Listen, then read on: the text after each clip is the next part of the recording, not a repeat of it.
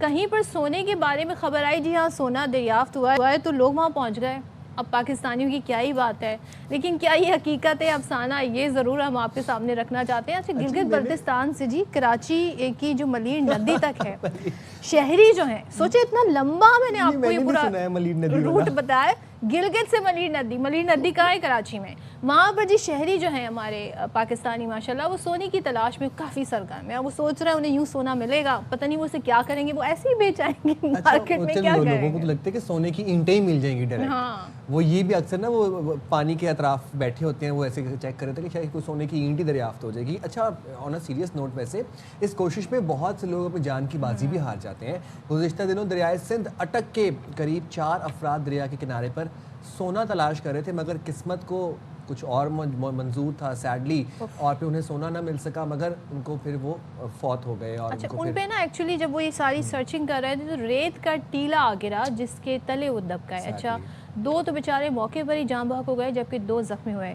KP हुकूमत ने फिर क्या किया जनाब, सूबे भर में कानकनी और सोने की तलाश पर पाबंदी आयद कर दी है, जो कि जाहिर है ये इस तरीके से स्टेप लेना बहुत ज़रूरी हो गया था। तो ग्लोबल माइनिंग एक्सपर्ट हमारे पास साथ मौजूद हैं, जियोलॉजिस्ट अब्दुल हनान साहब। बहुत शुक्रिया अब्दुल हनान, अपने बाखबर सवेरा के लिए वक्त निकाला। ये ज़रा बताइएगा, दरिया किनारे सोने की तलाश का जुनून, या फिर जो लोगों का एक कॉन्सेप्ट है कि कोई ख़जाना मिल जाएगा हमें दरिया किनारे, ये बढ़ता ही चला जा रहा है। और अब हम देख रहे हैं कि जानी नुकसान भी रिपोर्ट हो रहा है। तो ये कितनी तशवीशनाक सूरत हाल है, और इसके हवाले से हमें क्या अवेयरनेस स्प्रेड करनी चाहिए? Thank you Simon Sadaf, good morning. देखें, पाकिस्तान में जहाँ पे भी कोई एक ट्रेंड सेट होता है तो लोग उसके पीछे बढ़ जाते हैं। ये जो प्लेसर सैंड का कंसेप्ट है, ये सदियों से चलता आ रहा है। रिवर नाइल की हिस्ट्री है, क्योंकि होता ही है जब दरिया बहते हैं तो जो हायर माउंटेन्स होती हैं वहाँ पे मेटल्स होती हैं। उन मेटल्स के साथ वो पानी के अंदर उनके ज़रात आते हैं और ये दरियाओं में सेटल डाउन कर जाते हैं। पाकिस्तान में प्लेसर गोल्ड माइनिंग 3 साल पहले ये एक्सटेंसिवली काम स्टार्ट हुआ, और इसमें टेक्निकल माइंडसेट और इलीगल माइनिंग दोनों साइड बाय साइड जा रहे थे। इस वक्त आपको मैं बताऊं, चित्राल में, जीबी में, पूरा जो रिवर इंडस बेल्ट है कालाबाग तक, इसी तरह इसी चीज़ को देखते हुए बलूचिस्तान में, और अभी जैसे आपने कराची का मलेर नदी का कहा है, तो लोग वहाँ पे बैठ जाते हैं और ये सैंड से और सीव्स करने लग जाते हैं। रियलिस्टिकली हम टेक्निकली पॉइंट भी अगर डिस्कस करें तो प्लेसर गोल्ड जो रिवर इंडस है, ये तकरीबन 40 करोड़ साल से 40 मिलियन ईयर से ये हिमालय से बहता हुआ आ रहा है। और जब दरिया बहते हैं तो इसमें मेटल्स होती हैं, गोल्ड नहीं होता, गोल्ड के साथ साथ इसमें रेयर अर्थ एलिमेंट्स भी हैं, ब्लैक सैंड भी है। तो इसका सबसे टेक्निकल पॉइंट ये होता है कि हम इस पर प्रॉपर, गवर्नमेंट को चाहिए प्रॉपर टेक्निकल स्टडी करे, क्योंकि इसमें अगर आपको मैं बताऊं, इस वक्त गोल्ड का जो रेट है इंटरनेशनल मार्केट में, वो तकरीबन $39 पर पाउंड है, और ये आज से कुछ साल पहले कोई 900 या $1100 पर आउंस था। तो ये जो गोल्ड की प्राइस एकदम इंक्रीज़ कर गई है, और यहाँ पे पोटेंशियल भी है। अगर हम 1 टन मिट्टी को निकालें तो उसमें जो एवरेज ग्रेड है वो कहीं पे 1 ग्राम पर टन सोना मिलेगा, कहीं पे 2 से 4 ग्राम पर टन सोना मिलेगा। यानी कि आप ये कह रहे हैं कि मिथ नहीं है, ये रियलिटी है। तो हम फिर जो अटक खासतौर पर जिक्र हो रहा है, दरियाए काबुल, दरियाए सिंध जहाँ मिलते हैं, तो वहाँ पर आप समझते हैं कि ये गोल्ड के ज़खायर हैं इतनी बड़ी तादाद में मौजूद? बिल्कुल सदफ, ये बेसिकली जहाँ पे भी दरिया बहते हैं तो कुछ पोटेंशियल साइट्स होती हैं। जियोलॉजिकली हम ये कहते हैं जहाँ पे रिवर अपने सेडिमेंट्स को ले डाउन करता है, तो कुछ ऐसी जगह हैं जहाँ पे सोना निकल भी रहा है। और केपी गवर्नमेंट ने और पंजाब गवर्नमेंट ने कुछ ब्लॉक्स का ऑक्शन भी किया हुआ है। केपी साइड पे 3 ब्लॉक्स हैं, सेगमेंट A, B, C, और इस तरह पंजाब साइड पे अटक जो पंजाब माइंस एंड मिनरल्स की कमोडिटी में आते हैं वो 5 ब्लॉक्स हैं, और ये ब्लॉक्स सब ऑक्शन भी हो रहे हैं। इस पे गवर्नमेंट स्टडी भी कर रही है। इसमें मैटर ये करता है, देखें इसमें अगर हम ट्रेडिशनल बात करें, जो इलीगल माइनिंग होती है उसमें क्या होता है, 4-5 लोग मिलकर एक एक्सकेवेटर लगा लेते हैं। उसका लॉस क्या होता है, सबसे बड़ा जो लॉस हो रहा है वो एनवायरमेंटल लॉस हो रहा है, क्योंकि इसमें जो केमिकल यूज़ किए जाते हैं, मरकरी है, साइनाइड है, तो ये बहुत ज़्यादा हेल्थ हैज़र्ड पोटेंशियल है। गवर्नमेंट को चाहिए बेसिकली दुनिया में जो मॉडल है वो मैकेनाइज्ड मशीनरी का मॉडल है, जिसमें तकरीबन 50 to 100 ton per hour capacity होती है कमर्शियल मशीनरी की। और ये जो वॉशिंग प्लांट होते हैं ये टोटल केमिकल फ्री होते हैं। और अगर यही हम जो फ्लोटिंग ड्रेजर यूज़ करें, उसमें दुनिया की 2-3 कंपनीज़ हैं, कैनेडियन कंपनी में मैकन है और एक थाईलैंड की कंपनी है डव, तो ये गारंटी करते हैं कि इनकी जो गोल्ड रिकवरी है ये 100% है। और ये सारे के सारे केमिकल फ्री प्लांट है। ये मैं कमर्शियल स्केल की बात कर रहा हूँ। अभी जैसे 3 दिन पहले ये 4 लोग जो कि एक तोदे के अंदर आ गए हैं, तो इस वक्त बहुत ज़्यादा इलीगल माइनिंग हो रही है। और इसका सबसे बड़ा लॉस क्या है? सबसे बड़ा लॉस ये है कि रियलिस्टिकली 2 से 3, 4, 5 ग्राम गोल्ड निकल रहा है जो एक सबलेट, एक कॉन्ट्रैक्टर वहाँ पे काम कर रहा है। तो तकरीबन इस वक्त अगर हम इस पूरी एरिया को देखिए कि 500 से ज़्यादा एक्सकेवेटर लगे हुए हैं। तो ये जो गोल्ड जा रहा है और ये ना ही गवर्नमेंट की कमोडिटी में आ रहा है, ये सारा इलीगल माइनिंग हो रही है।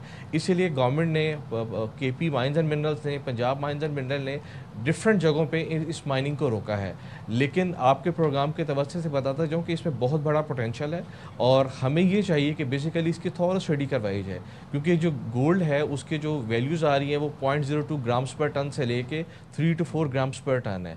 और ये टोटल एरिया तरबेला डैम से अगर हम डाउनवर्ड आए कालाबाग तक, तो तकरीबन 400 किलोमीटर लॉन्ग एक एरिया बनता है रिवर इंडस का। तो इस एरिया के अंदर डिफरेंट सेगमेंट्स बने हुए हैं। तो हमें जियोलॉजिकली गवर्नमेंट की सेगमेंट्स के बारे में भी आप हमें बता रहे थे पहले भी, ये बताइएगा कि ये जो इलीगल माइनिंग हो रही है और इससे जो गोल्ड दरियाफ्त किया जा रहा है, ये गोल्ड सेल कहाँ पर हो रहा है? कोई ब्लैक मार्केट है या नॉर्मल ये बाज़ारों में जाके बेचा जा रहा है? ये जा कहाँ पर है? साइम ये ओपन मार्केट में जाता है। देखें जो लोकल लोग गोल्ड को प्रोसेस करते हैं वो 1 ग्राम, 2 ग्राम, 3 ग्राम, ये लोकल जो गोल्ड मार्केट होती है वो जो डेली की प्राइस होती है उस पर जाके सेल होता है। यही गोल्ड बेसिकली जो बोर्ड ऑफ इन्वेस्टमेंट बैंक है या स्टेट बैंक है उसमें सबमिट नहीं हो रहा। तो जब ये चीज़ें रेगुलराइज होंगी, रेगुलेटरी नेटवर्क बहुत ज़रूरी है, इसलिए गवर्नमेंट बहुत ज़्यादा एफर्ट कर रही है। हमारे पुलिस डिपार्टमेंट है, माइंस एंड मिनरल्स डिपार्टमेंट है कि इस इलीगल माइनिंग एक्टिविटी को रोका जाए। और ये बहुत ज़्यादा तादाद में है। आपको बताऊँ, मैंने वो तो एरिया देखा है कालाबाग से लेके स्वाभी तक बहुत ज़्यादा इलीगल माइनिंग लगी हुई है। आज पुलिस छापा मारेगी, कल वो दोबारा आ जाएंगे। तो इसलिए अभी 2 सेगमेंट को गवर्नमेंट ने बंद कर दिया हुआ है। जो कर रहे हैं ये एक कोई आम शहरी तो इतनी कहते हैं ना जुर्रत नहीं करेंगे, छोटा मोटा कहीं पे उन्हें एक एडवेंचर कर सकते हैं। बट क्या आप समझते हैं कि बाकायदा कुछ ऐसे ग्रुप हैं जिनका काम ही यही है जो इलीगल माइनिंग करते हैं? बिल्कुल सदक, इसमें 2 चीज़ें हैं। एक तो हम बेसिकली देख रहे हैं गोल्ड को, लेकिन अगर हम ब्रॉडर पर्सपेक्टिव में देखें, ये कंसेप्ट है ब्लैक सैंड का। ब्लैक सैंड से मुराद ये होता है कि इस रिवर सैंड्स के अंदर गोल्ड है, गोल्ड के साथ प्लाटिनम है, प्लाडियम है, रेयर अर्थ एलिमेंट्स है। तो डेफिनेटली कुछ जगहों पे तो ये इलीगल माइनर लोकल्स हैं और कुछ जगह पे इनके नेटवर्क हैं जो कि सब कॉन्ट्रैक्ट कर देते हैं और सब कॉन्ट्रैक्ट में वो उनको लेबर रेट दे देते हैं। और कोशिश होती है इस गोल्ड को और पूरी ब्लैक सैंड को ले लें। तो हमें तो ये, एक तो पहली बात ये एरिया रिस्ट्रिक्टेड होने चाहिए, यहाँ पे किसी को अलाउ नहीं होना चाहिए। दूसरे इन नेटवर्क के हवाले से जी क्रैकडाउन भी होना चाहिए। आई होप इस हवाले से काम किया जा रहा है। बिल्कुल, इस वक्त आपको बताऊं कि गवर्नमेंट ने डिफरेंट जगहों पे छापे मारे हैं और उनकी मशीनरी को कैप्चर कर लिया हुआ है। क्योंकि इसका लॉस क्या हो रहा है? इसका लॉस अब देखिए, हम ग्लोबल इंटरनेशनल मार्केट में गोल्ड की प्राइस बहुत ज़्यादा बढ़ गई हुई है और ये एक बहुत बड़ा एसेट है। गवर्नमेंट लेवल पे हमें इसको टेक्निकली डील करना है, स्ट्रेटेजिकली इसकी बहुत इंपॉर्टेंस है। और ये जो गोल्ड हो इसको, इसका रिकवरी रेट बहुत अच्छा है। हमें फॉरेन मशीनरी को इम्पोर्ट करना है गवर्नमेंट लेवल पर, जिसमें बेसिकली इसमें देखिए पूरी दुनिया में सबसे बड़ा इशू आता है एनवायरमेंटल कंप्लाइंस का। क्योंकि जितने भी ये स्मॉल स्केल पे प्रोसेसिंग कर रहे हैं, ये छोटे छोटे प्लांट्स बनाए होते हैं, इसमें से सैंड में से गोल्ड को निकालने के लिए मरकरी को इंट्रोड्यूस करते हैं। अब मरकरी क्या होता है? एक बहुत बड़ा हेल्थ हैजर्ड है और ये सारा का सारा मरकरी जो है वो दरिया सिंध के अंदर जा रहा है और यही पानी डाउन स्ट्रीम हमारी क्रॉप्स को, ह्यूमन लाइफ को सेटल डाउन कर रहा है। तो इसके लिए एक गवर्नमेंट लार्ज स्केल पे एक स्टेप ले रही है जिसमें डिफरेंट कंपनीज़ को इन्वेस्टमेंट के लिए बुलाया जाएगा। और ये जो इन्वेस्टमेंट पोर्टफोलियो होगा इसमें वो कमर्शियल मशीनरी यूज़ करेंगे और इस कमर्शियल मशीनरी के साथ ड्रिलिंग है और प्रॉपर स्टडीज रिक्वायर्ड है। और ये एक ऐसा सेक्टर है जिस तरह बलूचिस्तान में रिकोडिक का बेरी गोल्ड प्रोजेक्ट, तो एक ये बहुत बड़ा सेक्टर जिसमें गवर्नमेंट को ह्यूज इन्वेस्टमेंट के साथ, प्रॉपर प्लानिंग के साथ और प्रॉपर जियोलॉजिकल स्टडीज़ के साथ इसको लुक फॉरवर्ड करना है। सही, आपने बिल्कुल सही फरमाया। Thank you so much Abdul mannan साहब। और देखें जनाब, शहरियों से मेरी गुजारिश है, बाकी सारे गवर्नमेंट तो इस इशू को देखेगी, अब रिस्ट्रिक्ट भी कर दिया है, KP गवर्नमेंट ने पाबंदी भी लगा दी है। लेकिन शहरियों से गुजारिश है, हेल्थ हैजर्ड है भाई, इसमें मरकरी है, सोचें आपकी हेल्थ कितनी इफेक्ट हो सकती है। याद है वो जो कुरंगी क्रीक में आग लगी रही थी, वहाँ पे लोग सेल्फी लेने चले गए थे, वो गैसेस थी, वो आपके लिए कितनी हार्मफुल थी। तो ज़रा सोचा करें अपनी सेहत के बारे में। ज़रा नम हो तो ये मिट्टी जरखेज़ है, ये वाकई मिट्टी जरखेज़। समझना